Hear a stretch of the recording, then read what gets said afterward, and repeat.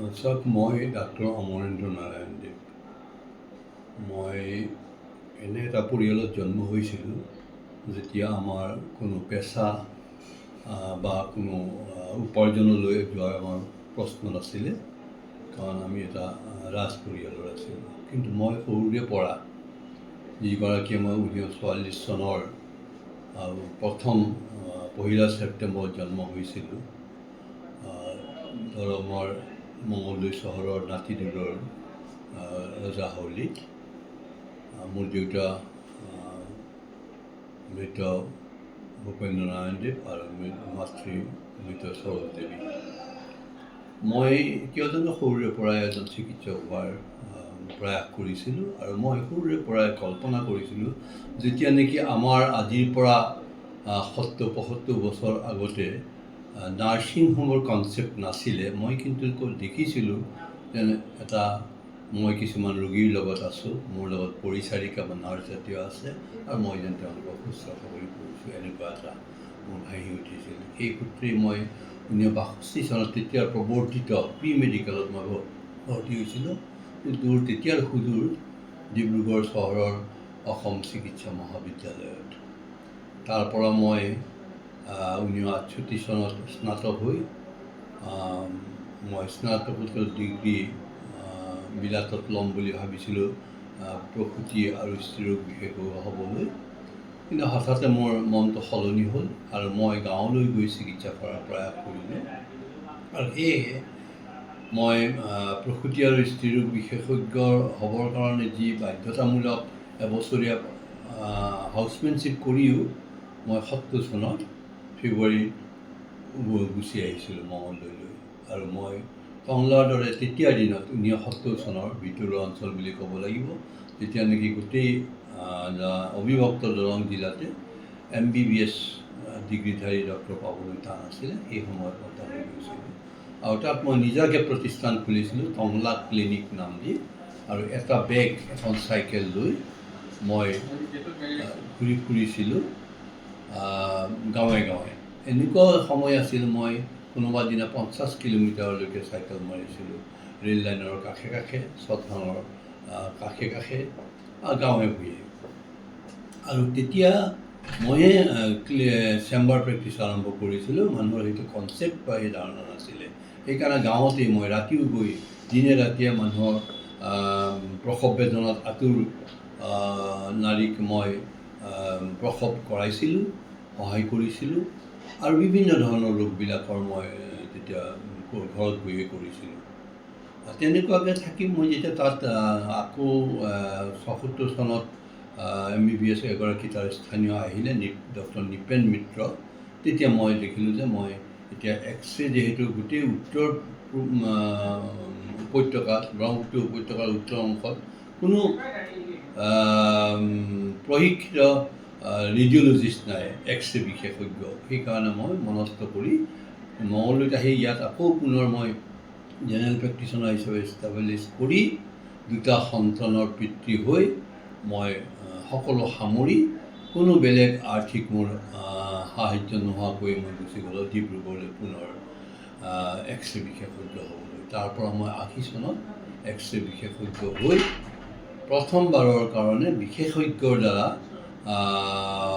আৰম্ভ কৰা x ray clinic খুলিছিলোঁ উত্তৰ ভাৰত অসমত। সেইখনৰ নাম আছিল তেতিয়া মঙলদৈ এক্সৰে ক্লিনিক। তাৰপিছত তেনেধৰণে মই প্ৰেক্টিছ কৰি থাকিলোঁ। মাজতে মই আকৌ আল্ট্ৰাচাউণ্ডৰ বিশেষজ্ঞ হ'বলৈ কলিকতাৰ ইকো এক্সৰে লৈ গ'লোঁ, ডক্টৰ শৰ্মাৰ তত্বাৱধানত। তেনেদৰে আহি মই আল্ট্ৰাচাউণ্ড কিনিলোঁ 1994 চনত। তাৰপিছত মই দেখিলোঁ যে এনেকুৱাকৈ নহয়, মানুহক কিছু শুশ্ৰূষা কৰাৰ ব্যৱস্থা কৰিব লাগে, আৰু নাৰ্ছিং হোম খুলিব লাগে, মানুহক যাতে ৰাখিবও পাৰোঁ মই। তেনেকুৱা ধৰণে কিন্তু মই 81 চনত প্ৰথমবাৰৰ কাৰণে মই সৰুকৈ এটা 8খন বেডৰ নাৰ্ছিং হোম খুলিছিলোঁ, আৰু এবছৰ পিছত বন্ধ কৰি দিছিলোঁ। আকৌ মই 2003 চনত ডেভছন্স নাৰ্ছিং হোম বুলি আজি যিখন আপোনালোকে প্ৰতিষ্ঠান দেখিছে, এইখন মই আৰম্ভ কৰিলোঁ। এইখন লাহে লাহে মই জেনেৰেল প্ৰেক্টিছ সদায় ৰাখিলোঁ, মানুহৰ লগত মোৰ যোগাযোগ খুব বেছিয়ে থাকিলে, আৰু মই এক্স-ৰে বিশেষজ্ঞ হিচাপেও আল্ট্ৰাচাউণ্ড বিশেষজ্ঞ হিচাপে এতিয়া আজি 2024 চন চলিছে মাজতে কৰোণা গ'ল কৰোণাৰ সময়ত যথেষ্ট জীৱনৰ শংকা কিছুমানো আহিলে যিহেতু মোৰ ইতিমধ্যে বয়স হৈছে এতিয়া মই 80ৰ ঊৰ্ধ্বৰ এগৰাকী ব্যক্তি মোৰ সতি সন্ততি কোনেও যদিও চিকিৎসা বিষয়ৰ অধ্যয়ন কৰা নাই কিন্তু তেখেতসকল নিজ নিজ গুণেৰে অলংকৃত আৰু মোৰ জ্যেষ্ঠ পুত্ৰ মোৰ লগতে আছে অৰিন্দম নাৰায়ণ তেখেতে পুনেত গৈ পেলাই 90 দশকতে মাজভাগত গৈ তেখেতে MBA কৰি আহিছিলে তেওঁৰ লগত সহযোগ কৰিছে মোৰ বোৱাৰী বীথিকা নাৰায়ণেও তেওঁলোকে এতিয়া মূলতঃ মোৰ নাৰ্ছিং হোমখন পৰিচালনা কৰে মই ইয়াৰ মুখ্য ব্যক্তিজন হিচাপে হেড অফ দ্য ইনষ্টিটিউট হিচাপে আছোঁ মই কিন্তু কোনো ৰোগী এতিয়া নাচাওঁ আল্ট্ৰাচাউণ্ডো নকৰোঁ মই মেনেজমেণ্টত আছোঁ আৰু তেনেকুৱা ধৰণে এইখন চলাইছোঁ এয়া হ'ল মোৰ নিজৰ চিকিৎসাৰ ক্ষেত্ৰত এতিয়া মোক মোৰ ল'ৰা বোৱাৰীহঁতে মোক মুক্ত কৰি দিছে মোৰ মতে চলিব দিছে মই অকণমান সমাজপ্ৰিয় মানুহ মই লিখি ভাল পাওঁ মই সমাজৰ কাম কৰি ভাল পাওঁ মই ইতিমধ্যে দলঙত মই বিভিন্ন ধৰণৰ ৰাজহুৱা প্ৰতিষ্ঠানৰ দায়িত্ব লৈছোঁ যেনে মই একেৰাহে নহয় 1999 চনৰ পৰা মাজতে 7 বছৰ বাদ দি 2022 চনৰ 5 জানুৱাৰীলৈকে দ্য মংগলদৈ ক্লাব এটা অগ্ৰণী ক্লাব তাত মই সম্পাদকৰ দায়িত্ব লৈছিলোঁ য'ত নেকি এক্স অফিচিঅ প্ৰেচিডেণ্ট হিচাপে সদায় উপায়ুক্ত আজিকালি আয়ুক্তজন থাকে আৰু তাত আমি ইনডোৰ অন্তৰ্ধান ক্ৰীড়াংগন আমি আৰম্ভ কৰিছিলোঁ আৰু প্ৰথম অৱস্থাত এইখনেই উত্তৰপাৰত প্ৰথমখন আছিলে যিখন নেকি 92 চনত প্ৰয়াত সৰোজ সুৰাবালা বৰদলৈ ডাঙৰীয়ানীয়ে প্ৰয়াত আমাৰ প্ৰথম মুখ্যমন্ত্ৰী গোপীনাথ বৰদলৈৰ পত্নীয়ে এইখন উন্মোচন কৰিছিল তাৰ বাহিৰে মই MSA মংগলদৈ স্পৰ্টছ এছ'চিয়েশ্যনৰ এখন প্ৰেচিডেণ্ট আছিলোঁ মই ৰেড ক্ৰছ ছ'চাইটিৰ উপসভাপতি আছিলোঁ মই নাগৰিক সন্থাৰ এতিয়া জ্যেষ্ঠ নাগৰিক সন্থাৰ এতিয়া মই সভাপতি তাৰ বাহিৰে আপোনাৰ সাহিত্য সভাত মই দৰং জিলা সাহিত্য সভা সময়ত মই গতিশীল কৰিছিলোঁ সম্পাদক সভাপতি হিচাপে থাকি তাত মই বিভিন্ন ধৰণৰ কাম কৰিছিলোঁ প্ৰয়াত পিতৃৰ নামত এটা বদলি তোৰণ বনাই দিছোঁ আৰু তাতেই হওক বা মংগলদৈ ক্লাবৰে হওক বাণিজ্যিক কেন্দ্ৰ বনাইছোঁ যাৰ দ্বাৰা দুয়োটা অনুষ্ঠানে স্বাৱলম্বী হৈ আছে মই বাহিৰৰ অল আছাম লন টেনিছৰ এসময়ত কোষাধ্যক্ষ আছিলোঁ যেতিয়া কেপ্টেইন ৰবীন বৰদলৈ সম্পাদক আছিলে আৰু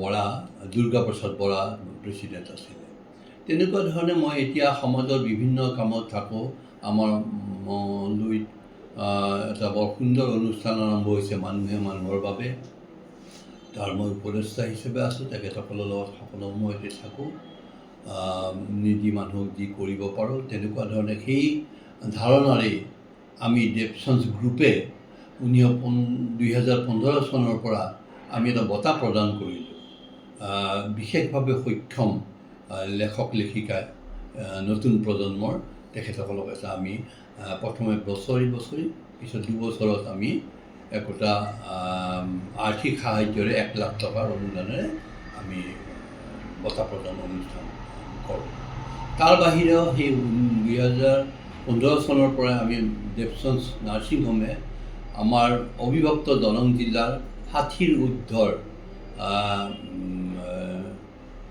যিবিলাক কলাসুলভ অৰ্থাৎ শিল্পী সাহিত্যিক সমাজসেৱক তেখেতসকলক আমি সম্বৰ্ধনা জনাই তেখেতসকলক আমি জীৱনজোৰা বিনামূলীয়া চিকিৎসা দেৱচন্স নাৰ্ছিং হোমৰ পৰা দিওঁ এতিয়ালৈকে আমি 6 গৰাকীক এইটোৰে আগুৰি লৈছোঁ প্ৰথম আছিলে আপোনালোকৰ সাহিত্যিক হিচাপে জনাজাত ইদ্ৰিছ আলী ডাঙৰীয়া কুলেন্দ্ৰ নাথ তেওঁ কালীবাদক সমাজসেৱক আছে আমাৰ ডেকা ডাঙৰীয়া, তাৰপিছত কৌপাতিৰ বড়ো ডাঙৰীয়া তেখেতক, প্ৰমোদ ৰঞ্জন চাহা বঙালী আৰু অসমীয়া সাহিত্য কৰা খাৰুপতীয়া সাহিত্যিক, এনেকৈ আমি ছগৰাকীক দি আছোঁ। আৰু আমি বিশেষভাৱে সক্ষমসকলক দিছোঁ এতিয়ালৈকে শৰ্মিষ্ঠা প্ৰীতম, তাৰপিছত আপোনাৰ জ্বালা বৰা, জনৈক বৰপেটাৰ এগৰাকীক দিছোঁ, আৰু জেছমিনা বেগম দৰঙৰ, তেনেকৈ আমি ছগৰাকীক এতিয়ালৈকে ৰাইজৰ মাজলৈ উলিয়াই আনি আমি সম্বৰ্ধিত কৰিছোঁ, আৰু 1 লাখ টকাকৈ আমি তেখেতসকলক অনুদানৰ কথা দিছিলোঁ। এনেধৰণে মই ৰাইজৰ লগত মিলি আছোঁ।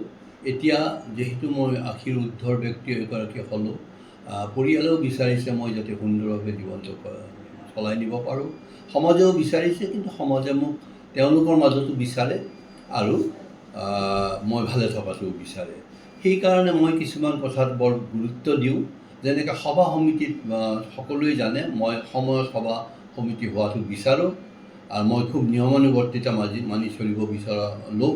কাৰণ মোৰ আদৰ্শ ব্যক্তি হৈছে প্ৰয়াত হোমেন বৰগোহাঁই ডাঙৰীয়া। তেখেতৰ মই বৰ আছিলোঁ, মৰমৰ আছিলোঁ, স্নেহৰ আছিলোঁ। তেখেত মোৰ ক'বলৈ গ'লে গডফাদাৰৰ দৰে, আৰু তেখেতে মোৰ কিতাপত তেওঁ 8 কথাও লিখিছে, য'ত মোৰ বিষয়ে এইকেইটা গুণৰ কথা বুলি কৈছিলে তেখেতসকলে। তাৰ বাহিৰে মই সভা সমিতি সময়মতে হোৱাতকৈও লগতে আকৌ যাতে গঠনমূলক হয় সেইটো কথা মই চিন্তা কৰোঁ। আৰু মই সভা সমিতিত গ'লেও মই খোৱা লোৱা সময়মতে কৰোঁ আৰু সময়মতে উপস্থিত হওঁগৈ, এইটো মই ৰাখিবলৈ চেষ্টা কৰিছোঁ। আৰু মোৰ বাৰ্তা হৈছে জনসাধাৰণলৈ, নতুন পুৰুষলৈ এইটোৱেই যে আপোনালোকে কাম কৰিব লাগে, তাৰ বাহিৰে বিকল্প নাই। কাম কৰিব লাগিব, কাম কৰিলেই নহ'ব, নিজৰ স্বাস্থ্য ৰাখিব লাগিব, সময়মতে খোৱা, খাদ্য খাবলগীয়াটো খোৱা, কোনো নিচা বা ৰাগিয়াল বস্তু নোখোৱা, সময়মতে কাম কৰিব লাগে, সময়মতে কাৰ্যসূচীবিলাকত উপস্থিত হোৱাটো নিতান্তই কাৰণ। কিয় মই বিশ্বাস কৰোঁ যে এজন মানুহ, নেতাই হওক বা যোনেই নহওক, এগৰাকী মানুহে 1 ঘণ্টা দেৰি কৰা মানে তাত যদি 500 দৰ্শক হয় বা যোগদান কৰা লোক হয়, তেখেতসকলৰ 500 ঘণ্টাৰ অপব্যয় হয়। আৰু এইটো মই ৰাখিবলৈ চেষ্টা কৰিছোঁ। আৰু মই ভাবোঁ যে মোৰ প্ৰিয় সদাশয় দৰংবাসীয়ে এই কথা জানে যে ডক্টৰ দেৱে সময়মতে আহে, সময়মতে কাম কৰে, সময়মতে খোৱা লোৱা কৰে। গতিকে এইখিনি কথা মই সৰুৰ পৰা আজিলৈকে মানি থাকিবলৈ ইচ্ছা কৰিছোঁ। মোৰ লগতে যিসকল লোক জড়িত হৈ থাকে, মই তেখেতসকলক তেনে আগুৱাই নিবলৈ বিচাৰোঁ।